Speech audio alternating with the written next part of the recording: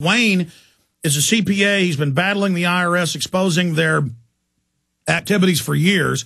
Whether you think the income tax is constitutional or not, what we know isn't constitutional is their treatment of people. No due process, their own special courts, seizing things just because they feel like it, just like the family court.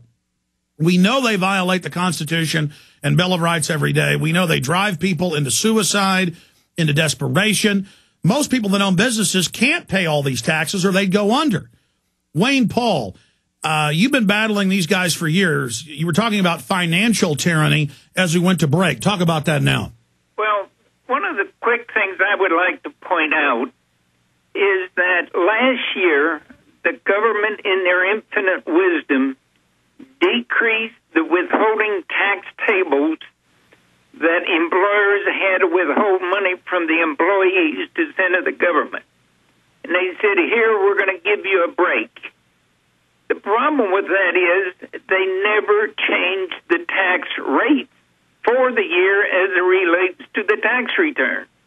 So now we're filing tax returns for the year 2009, and guess what? Many, many more people owe taxes this year, where in prior years they either broke even or got a few dollars back. So they deceived the people in during the years, saying they were going to give them a benefit, but oops, they forgot to change the tax rate tables. And guess what? We have to pay for it now. So is it true that they're going to charge? Is it true they're going to try to charge penalties and interest if people don't have the money? Oh, absolutely. After April 15th, penalty and interest accrues. And most people who work at McDonald's or in an auto repair shop or, you know, for minimum or medium wage, they don't even understand the system. It's just taken out. So a year or two from now, they're going to get hit with a big tax bill with masses of interest saying you didn't pay your tax. And that's absolutely the case, and that's probably the most frustrating part of my work, is try to negate or eliminate penalties and interest on taxes because of errors the IRS made as well as errors that the taxpayer makes. They're not very willing to ever amend or adjust penalties and interest. And the IRS makes a lot of mistakes, don't they? Well, there was a GAO audit about 15 years ago where the GAO put 10 people in a room, gave them all the same tax information, and lo and behold, when the 10 returns were submitted, there were 10 different answers. So who's right? And now what we found is they've changed the laws the last 3 years for CPAs. You can tell us about that, putting burden on you. And so CPAs I've now found that I keep hiring are trying to make me pay more than I even owe under the fraudulent system because they're scared. So they just say, give all your money to them. Get all your money. Everything must go. Yeah, what happens is I am now being audited under my tax preparer ID number to see my consistency or how I prepare returns. And if they find something that they believe would be inconsistent to the code, then they can come and just attack me as a preparer because I consistently do something that they consider is not correct. So they audit the preparer as much now as they audit the taxpayer. Well, let's come back and get into more of the IRS abuse that you've seen, because from all the reports I've seen, they don't even follow due process, nothing. They just grab bank accounts, do whatever they want. Well, unfortunately, that's the case, and it's difficult to properly answer every IRS notice. The majority, GAO stated about 6 or 8 years ago that probably 80% of IRS notices that are sent to people are incorrect notice. Absolutely, 80%, but they don't care. Stay there.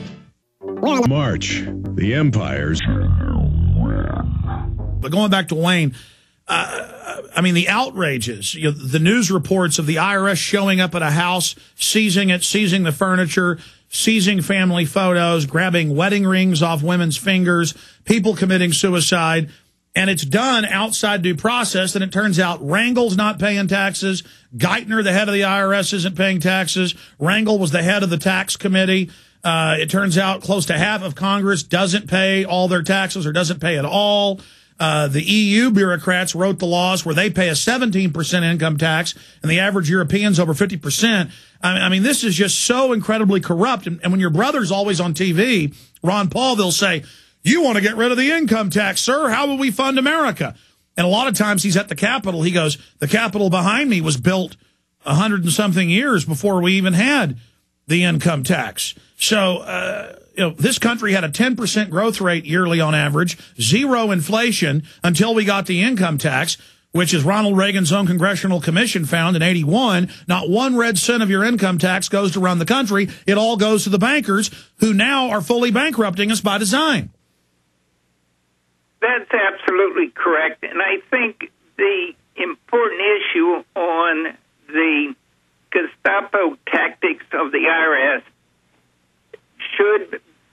people should understand that they are the collector of the debt that our government owes the banking system. And because of that, they feel they don't have to follow the law. In fact, that's what got me involved in IRS litigation some 35 years ago, because the first guy that walked through my office, after he told me his story, he had a disability retirement, and within 5 weeks after he came to my office, he had gone back to drinking, and he died of sclerosis of the liver. And I look at that compared to the guy 2 weeks ago that flew his airplane into the IRS building. Why is not Congress looking at why this guy did it? What forces a man, a human being, to such extremes that he says, "I've got to put a story out there, I've got to kill myself"?